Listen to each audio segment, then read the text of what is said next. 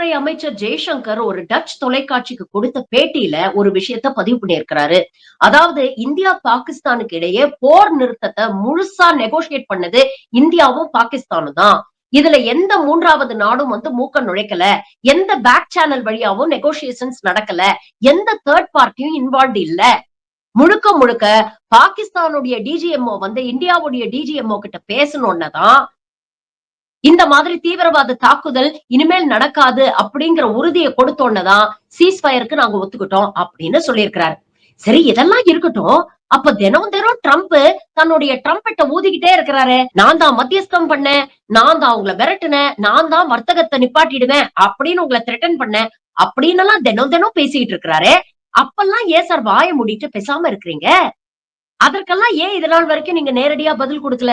Trump விஷயத்துல மட்டும் நவ துவாரத்தையும் மூடி வச்சுக்கிறீங்க. ஆனா டச்சு பத்திரிகையில போய் வீரவசனம் பேசுறீங்க. இதுல எதை நாங்க நம்புறது?